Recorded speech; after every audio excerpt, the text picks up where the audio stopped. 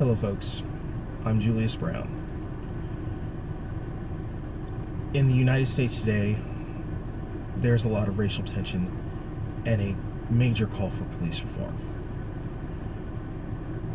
I believe there are three events that have led to this right now, and we're going to discuss all three.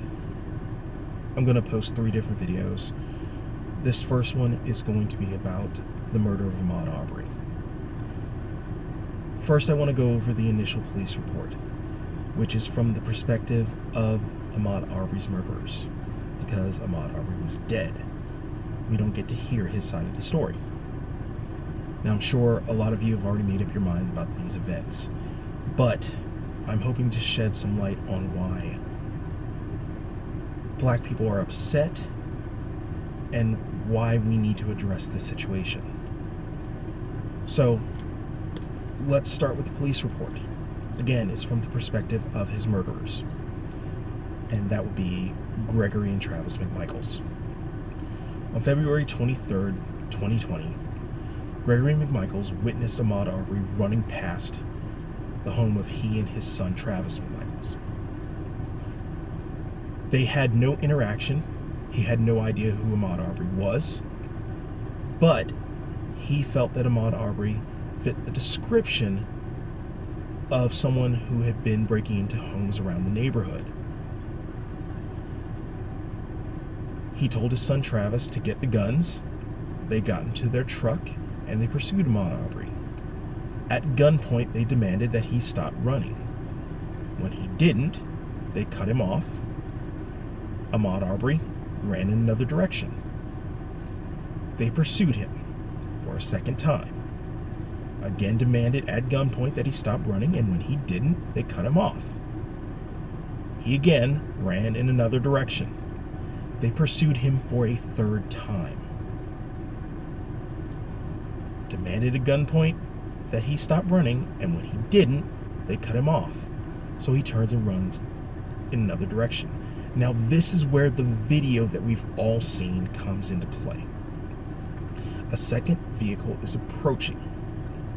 Ahmaud Arbrey sees this vehicle, turns around, and decides to attack Travis McMichaels.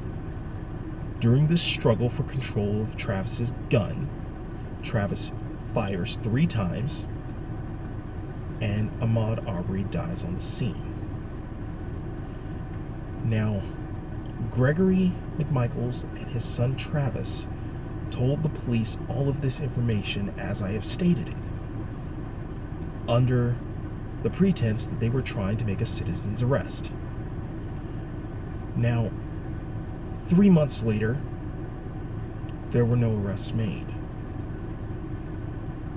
How can anyone in the United States tell a police officer that 1, I saw a stranger, 2, I grabbed my guns, 3, chased after that stranger who was on foot in a vehicle, 4, demanded that they stop running at gunpoint, and 5, when they didn't obey my orders, I shot them for fighting for their lives. If I told a police officer that, I'd already be sentenced probably. Well, no, justice doesn't work that fast. But you get my point. Something should have been done then and there when this police report, which is actually a confession, was taken. But nothing was. Now, months later, in May 7th, I believe, the McMichaels were arrested. This is after multiple district attorneys decided not to prosecute them. But once they were arrested, their story changed. And I want to go over some of the changes. First of all, I want to put something in perspective. To do a citizen's arrest in Georgia, you have to witness firsthand that a person is committing a felony. Alright, with that said, these are the things that changed. The initial police report did not state that Ahmaud Arbrey was inside of a construction site. That came to light after they started talking about arresting the McMichaels in May.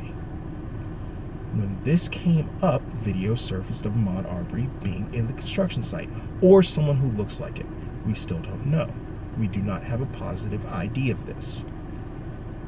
The owner of the construction site stated that nothing was ever stolen from the construction site. Several items went missing on the way to the construction site for use, but nothing was ever stolen from the construction site. If nothing was stolen, a felony was not committed. Gregory McMichaels also states that he saw Ahmaud Arbrey inside of the construction site and witnessed him stealing items. Nothing was ever recovered from Ahmaud Arbrey when he was killed. So there's no felony there. A report surfaced later that someone had broken into the McMichaels' vehicle and stolen guns. Now, why you would leave loaded guns inside of a vehicle, I don't know. But this report surfaced after Ahmaud Arbrey was murdered. And they also claimed that Ahmaud Arbrey fits the description of that person. But again, the report was not filed until after he was murdered. Now, another thing, they said Ahmaud Arbrey fit the description of the person they believe was breaking into homes. There are no reported break-ins that match the description of Ahmaud Arbrey, and the one time it would be into the construction site. The owner of the site says that he never shared those videos with anyone for there to be a description until after Ahmaud Arbrey was killed. So, where did this description come from? Now, I can see where these two gentlemen thought they were trying to do something heroic or brave or good or something. But they literally hunted down a stranger and killed him because the stranger refused to follow their orders at gunpoint. And the police did nothing about it. For 3 months, the police did nothing about it. I'll say it again. For 3 months, the police have a confession from the people that killed Ahmaud Arbrey. A confession that I can't imagine a prosecutor not jumping for joy that this was freely given. But they don't prosecute. No arrests, no prosecution, nothing. How would anyone feel if someone they knew was killed by someone?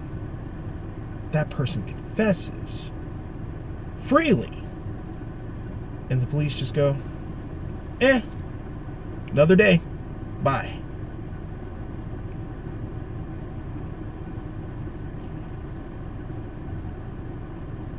I'm going to ask that you question the information I just gave you. Question the information that you get from anyone. Do your own research and educate yourselves. Again, these are the facts as I understand them, and I'll be back for another video to explain just why we need police reform. Thank you. Good journey, everyone.